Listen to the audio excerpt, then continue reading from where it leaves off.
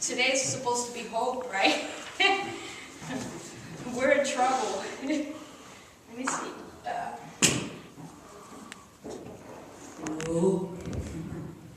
I'm going to stay here because my body hurts. So, we all are curious of what's happening in the world. The weather, it's going to be 66 degrees out today. 66 degrees out today. There's war, there's famine, there's disease, there's birds falling out of the sky. There are all kinds of things happening. The economy is crazy. The powerful are getting more powerful and greedy, and the poor are becoming more poor, if there is such a thing. Right? And we all are living we're just living. We're just living. We're surviving. But the truth is that, in doing all the funerals that I did, I realized that our time here is short, and we're so consumed with what the world is doing and what everyone else has or doesn't have, or what other people are saying and doing, that we have lost spirituality. We have lost God in our lives. Of course, when the biggest news of the week and the most traffic that it gives is Black Friday, we are in trouble. Yeah. We are in trouble.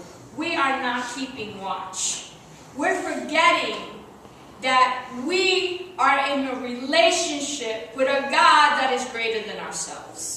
We are in a relationship with a God that is in charge. In the midst of all the difficulty, the money belongs to God. The house belongs to God. The car belongs to God. God has given us the ability to create. God has given us the ability to rise above everything and to be able to take care of one another, yet we have forgotten God. We do not care about God. The world is more important than God. Shopping is more important than God. When people are more than willing to stay overnight in a tent to wait for a store to open, we are in trouble. Amen. I said last week I would love to see someone a tent out in this yard waiting for the doors of the church to be open. I want that line to go around the corner waiting for church to be open. But instead, people are so self-consumed, so blind, that they're shopping for something that they don't even believe in. They're willing to die and stay awake all night long for something that they don't believe in. They're willing to put up Christmas trees and ornaments and lights for something that they don't believe in. Let's get real. We have to stay watch. We don't know when the time is coming. We can't say when the time is coming. We don't know. What we do know is that the time is coming. Amen. What we do know is that we worship a God that will come back to us. A God that we will be held accountable to.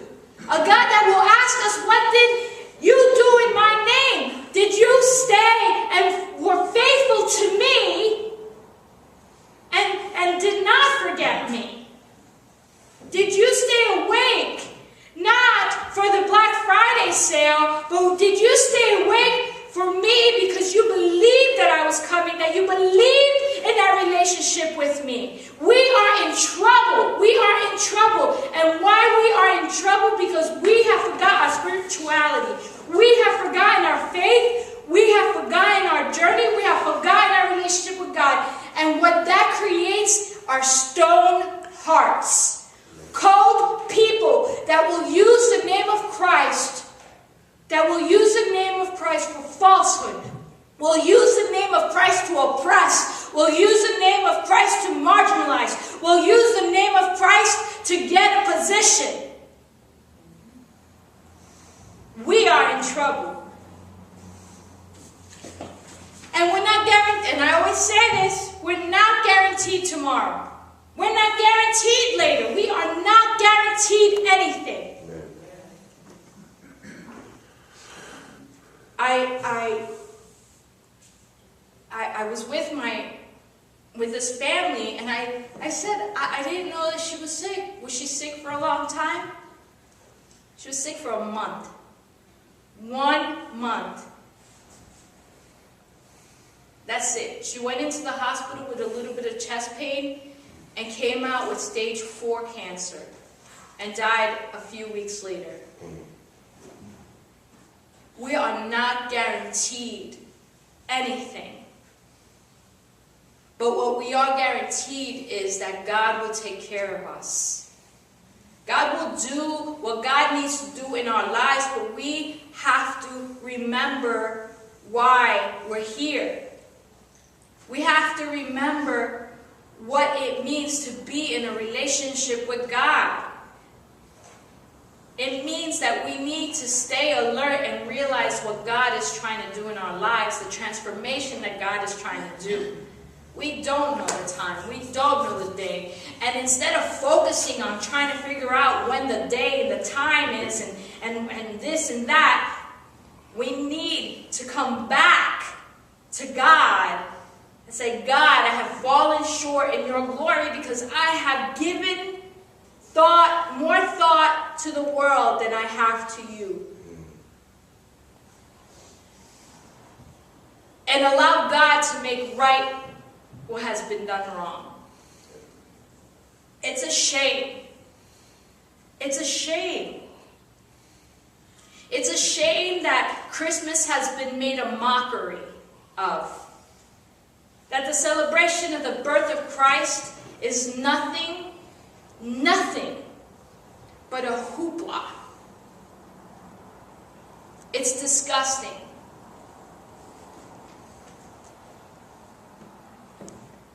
And don't get me wrong, I like gifts.